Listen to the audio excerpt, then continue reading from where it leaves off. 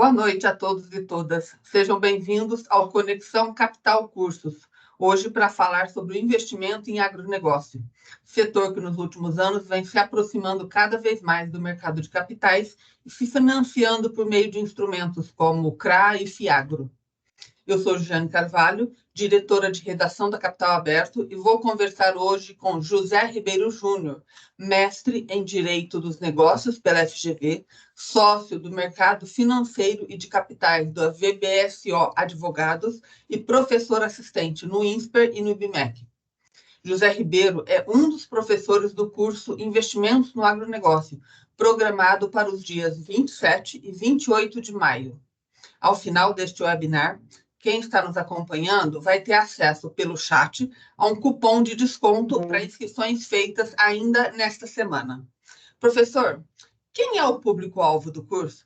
Pelos temas e pela forma como o curso foi atualizado, para que tipo de profissional ele é mais útil aí na formação? Boa noite, bem-vindo. Boa noite, Jane. Obrigado pelo convite para estar aqui com vocês e, sobretudo, obrigado pela oportunidade de participar de mais essa edição do curso de investimentos no agronegócio. O público-alvo desse curso ele vai ser composto por profissionais de diferentes formações, né? Formação jurídica, formação contábil, financeira, que atuem no mercado financeiro, no mercado de capitais, em empresas, em escritórios de advocacia e até em organismos governamentais que interajam com a atividade econômica do agronegócio e que tenham na sua atividade profissional conexão com fontes de captação de recursos para essa atividade econômica. A ideia desse curso aqui é trazer aquilo que tem de novidade, especialmente no que tange aos certificados de recebíveis do agronegócio, instrumento de securitização de recebíveis voltado para o setor, que faz jus à isenção fiscal no investimento por pessoa física, e também em relação aos fundos de investimento nas cadeias produtivas do agronegócio, FIAGRO, instrumento que também possui tratamento fiscal beneficiado. Um dos tópicos aí do curso é especificamente o instrumento CRA, que passou por mudanças recentes, acho que em janeiro ou fevereiro, em relação ao lastro para emissão. Qual que é a sua avaliação, primeiro, sobre essa nova regra e de que forma ela vai ser abordada no curso? A Resolução 5118 mexeu bastante com o mercado de capitais no segmento agronegócio. Fechou a porta para uma série de transações, especialmente aquelas que envolvem companhias abertas e instituições financeiras. Foi uma norma, pela sua própria gênese, não discutida com agentes econômicos integrantes desse mercado, e até por isso uma norma que tem algumas inconsistências internas que ainda causam um pouco de dúvida e de insegurança, até se pode dizer, nos agentes econômicos que estruturam transações de securitização no nosso mercado, né? Não foi como alguns temiam um instrumento, né, ou um mecanismo que atingiu assim mortalmente o mercado de securitização do agronegócio, que vem se recuperando desde então, né?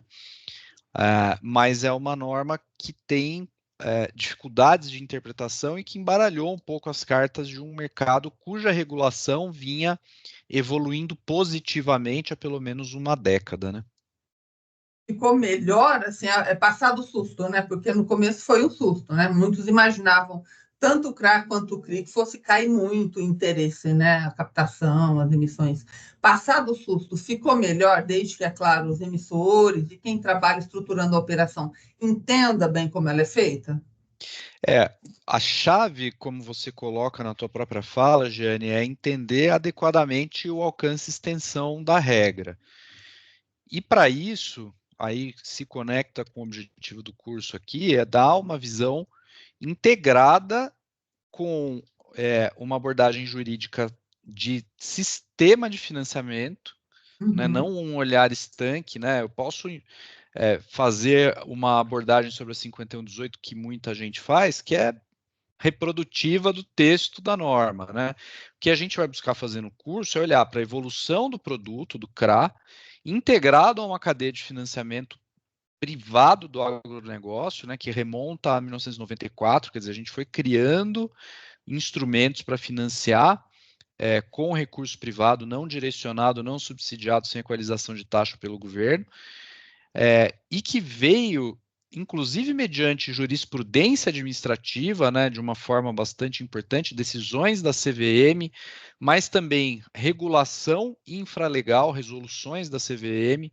Resolução 60 de 2021, Instrução CVM 600 de 2018, e mesmo o Marco Legal da Securitização, a Lei 14.430 de 22, num crescente estruturante, né? Você tinha uma regulação que estava amadurecendo com intensa participação dos agentes econômicos, né?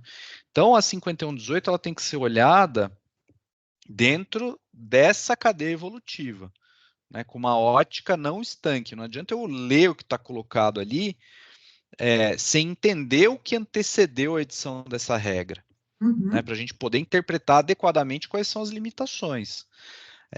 A gente se depara, e eu trabalho não só como professor, mas também como advogado e como estudioso do tema, né? Eu tenho obras publicadas, eu tenho um livro sobre securitização de recebíveis bastante utilizado aí em programas de mestrado, LLM, etc., e artigos sobre securitização diversos, né? Então a gente estuda bastante esse tema.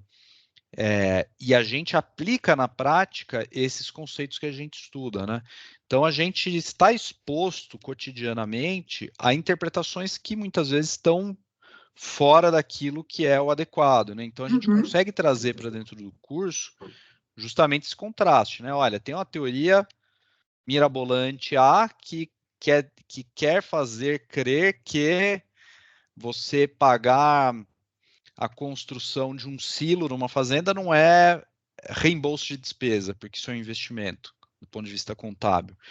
E isso não funciona dessa forma, a gente consegue explicar por quê em decorrência da evolução normativa, né? Acho que isso é uma questão que agrega bastante para quem milita nessa área, para quem tem interesse em botar uma transação dessa de pé, né? Por exemplo, nesse meu exemplo, né, quem financia armazenagem, quem tem necessidade de armazenagem de grão, por exemplo, numa produção, numa unidade produtiva rural, numa fazenda, né? Quem tem fazenda e quer fazer esse tipo de investimento, quer dizer, é um conhecimento de aplicação prática, né? Ele pode usar o CRA para isso, né? Interpretando corretamente, ele tem condições de utilizar esse mesmo instrumento, não precisa ir para um CRI, já que é um imóvel ou uma estrutura, é isso, né? Vinculado à atividade rural, Não, exatamente. faz Você todo tem uma sentido. benfeitoria voltada à produção, né? Eu acho que um conceito que a gente explora bastante no curso é o conceito de cadeia produtiva do agronegócio. Especialmente quando a gente vai falar também do FIAGRO, né? Esse conceito de cadeia produtiva é muito importante, porque ele não se esgota, e a gente tende a ter uma leitura, né, mais simplificada da questão, olhando, olha, o crédito do agronegócio é que ele tem a ver com fazenda, né? Se você produz vegetais ou animais, você é um produtor rural, logo você vai fazer jus a... Sendo na fazenda, claro. Mas A existe... gente tá... Desculpa, é que assim, isso é interessante que você falou, que a gente está falando de interpretação. E toda lei a gente sabe, né? Tem um quê de interpretativo, de saber ler o detalhe, para aproveitar as oportunidades ou brechas, como queira, que a lei traz. Mas essa mudança específica do começo do ano, do lastro, ficou algo que ainda não está claro, que o regulador deveria vir a público e esclarecer ou não, ou pelo menos ela está clara do ponto de vista regulatório, e aí é uma questão de interpretação, José? Tem coisas que não estão claras ainda, né? Aspectos bem pontuais, por exemplo, quando eu limito os tipos de companhia aberta que podem emitir um título de dívida lastreando um CRA, eu excetuo aquelas companhias abertas que possuem faturamento preponderantemente proveniente de atividade conectada ao agronegócio. Uhum. Né? Só que eu não tenho um marco temporal definido na regra, na 5118, de quando isso é avaliado, né? E se no meio do caminho, entre o protocolo de um pedido de registro pelo rito ordinário, de uma oferta, e sua efetiva concessão, tiver a divulgação de uma demonstração financeira anual e essa receita, porventura, deixar de atender o limite mínimo, por hipótese, numa empresa que tem mais de um negócio, um que seja conectado ao agronegócio e outro que não seja. Né? Então, existem detalhes que ainda não estão muito claros que a gente vai testando na prática, né? A gente vai interagindo com o regulador, embora a norma seja do Conselho Monetário Nacional, do CMN, acaba caindo no colo da Comissão de Valores Imobiliários, da CVM, a aplicação prática da regra, né? Sim. Então, a gente, nesse dia a dia, interage, testa, né, numa jurisprudência entre aspas aqui, porque não é propriamente uma decisão formal, mas essas decisões pontuais, essas interações com o regulador vão trazendo esses contornos.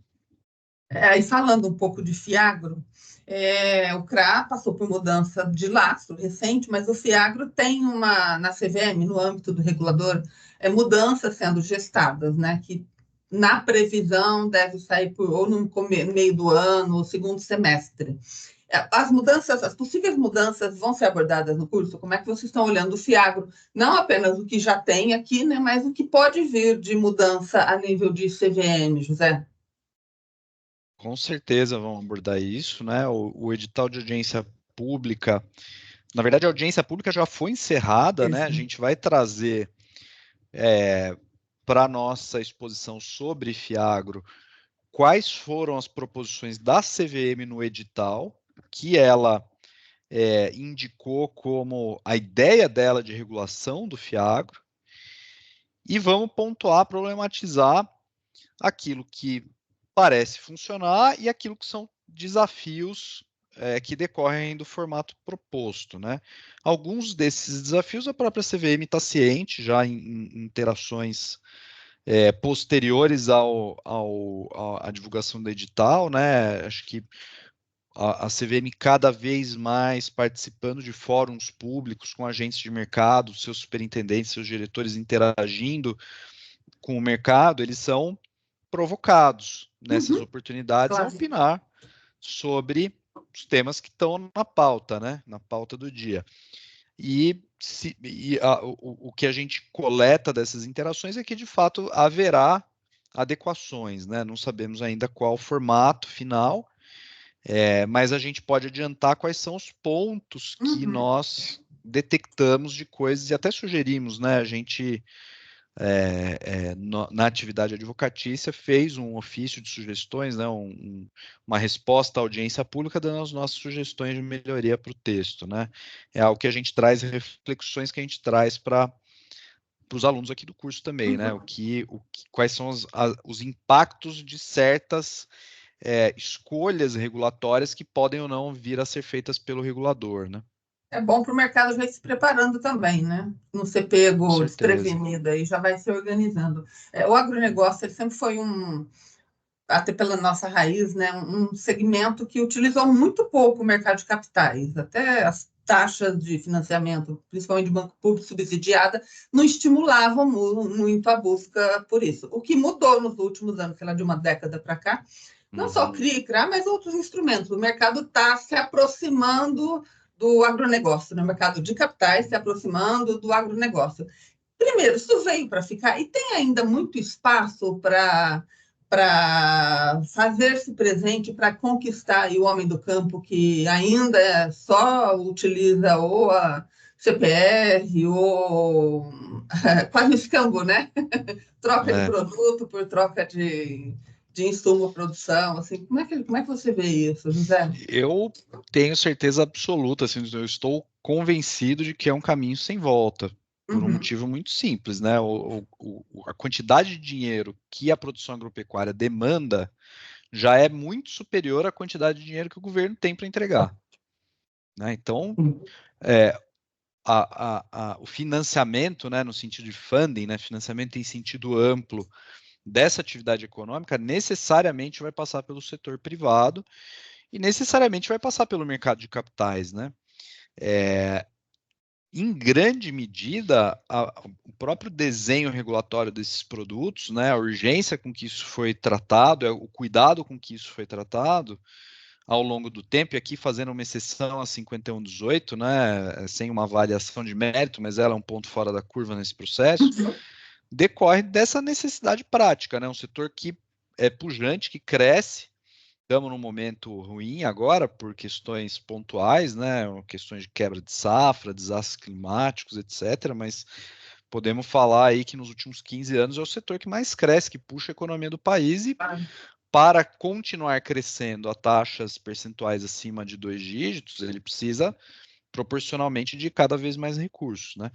O mercado de capitais brasileiro ainda tem muito espaço para crescer no financiamento do agronegócio.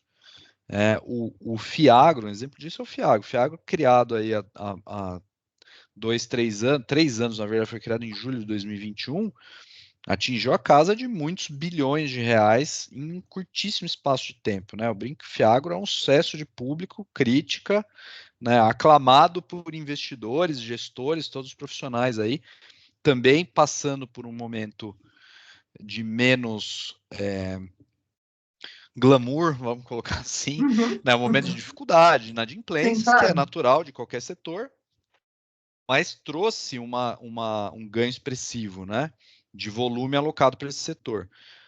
Comparação que a gente sempre faz, né, produtos incentivados imobiliários versus produtos incentivados do agronegócio. Hoje a gente já chegou num patamar que o CRA e o CRI estão no mesmo nível de volume captado anual, né? Às vezes um pouquinho mais um, às vezes um pouquinho mais o outro.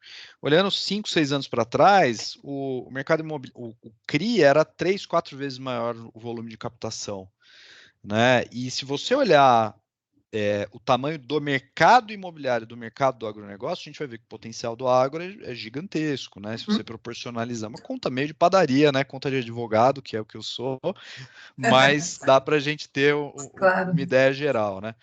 Então, a gente está.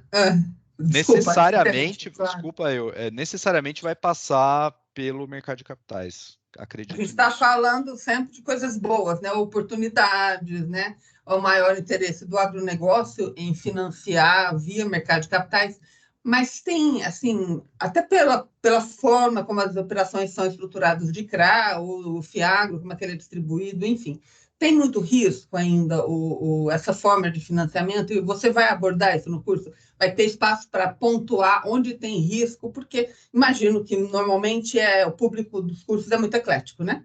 Tem advogado, tem quem está pensando em captar e não sabe bem o que bicho é esse, tem quem faz a operação, mas do ponto de vista do investidor e de quem está captando, tem risco. Tem, a gente aborda quais são esses Tá. principais riscos e as formas de mitigar, né? A gente não consegue, né? Eu trabalho com o mercado de capitais já vai fazer 20 anos, né?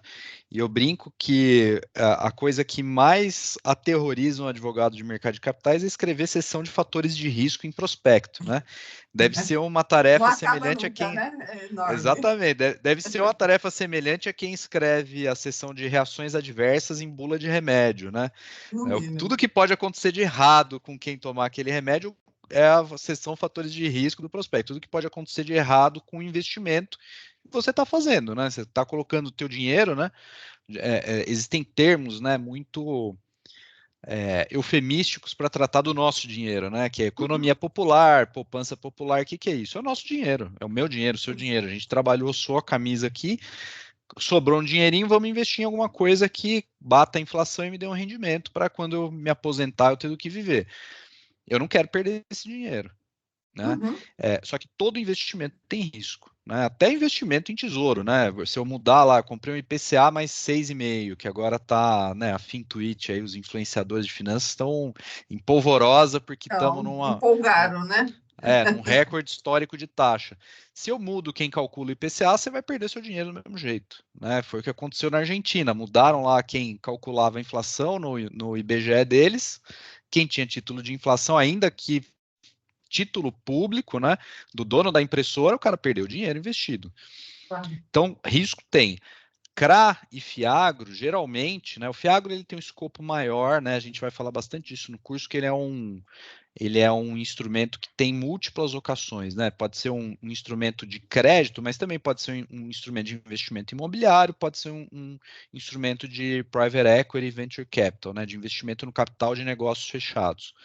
Mas geralmente, CRA e FIAGRO, a gente está falando de crédito, né? Encapsulado em um instrumento de securitização. Então, aqui toda a matriz de riscos de um crédito privado vai estar presente, né? Risco de inadimplência. Quando a gente está falando de produção, e embora a gente fale de cadeia produtiva do agronegócio, não fale exclusivamente de produção, os elos são conectados à produção, e a produção está vinculada a fatores climáticos, por exemplo, né? Então, é um fator de risco que vai estar em todos os prospectos. Se eu tiver uma quebra de safra, o devedor, imaginem que eu fiz um CRA lastreado em uma carteira de venda a prazo de fertilizante para produtor rural. Se esse produtor rural tiver quebra, ou se a região preponderante de concentração daquela carteira tiver uma quebra de safra, você vai afetar o retorno do investidor. Como que você mitiga isso? Dando um exemplo aqui, né, do que a gente discute, né? Fazendo um mix ou limitando o máximo de percentual do lastro por região, quando é possível, né? Tem algumas culturas em que isso não é possível. Estruturando garantias reais ou fidejussórias, prestadas até pelo próprio cedente, nesse meu exemplo, né? A indústria química que produz e vende esse fertilizante. Subordinação, né? Criar uma série de títulos que vai ser adquirida ou pelo próprio cedente do recebível, ou para o investidor que topa um risco mais agressivo, com um consequente retorno mais elevado, que vai suportar primeiras perdas, né? Então, existe uma série de ferramentas, né, que a gente separa em dois grandes grupos, né? As garantias em sentido estrito jurídico, né? Garantia real, hipoteca, alienação fiduciária, penhor, fiança, aval. E na securitização a gente tem uma série de outros mecanismos contratuais ou estruturais que têm o efeito de diminuir o risco para o investidor daquilo que ele está comprando, né? Que a gente chama de reforços de crédito, como subordinação, como um seguro de performance, um seguro de crédito, etc. Né? Então a gente aborda assim um ponto relevantíssimo, né? Importante, né? Perfeito. Olha, nosso tempo está se esgotando e meia hora passam voando. Eu queria lembrar quem está nos acompanhando que no chat tem o cupom AGRO15. Ele é válido até sexta-feira para quem quiser se inscrever com algum desconto. Professor, obrigada pela sua participação e eu abro espaço para você se despedir e acrescentar algo que julgue importante. Gênio, eu queria começar aqui a despedida agradecendo a vocês aí novamente pelo convite. Uma honra estar aqui em mais uma edição desse curso, né? Capital Aberto, uma instituição das mais conceituadas do mercado de capitais brasileiro. Então, muito me honra aqui a oportunidade de estar junto com vocês. Agradecer a todo mundo que está aqui na audiência, convidá-los a participar do curso, né? Acho que tem um material bastante interessante, né? O momento, especialmente esse momento, é propício, né? Quem nunca fez curso de CRA ou de FIAGRO, agora é uma boa hora porque mudou bastante coisa, vai pegar o mais atualizado possível, né? E é isso. Espero vocês lá. Mudou e vai mudar mais o FIAGRO, né? É bom o pessoal já ficar bem ligado aí no que vem pela frente. Obrigada, professor. Obrigada a todos que nos acompanham. O chat continua lá com o cupom AGRO15. Eu agradeço e até o próximo Conexão Capital Cursos. Boa noite.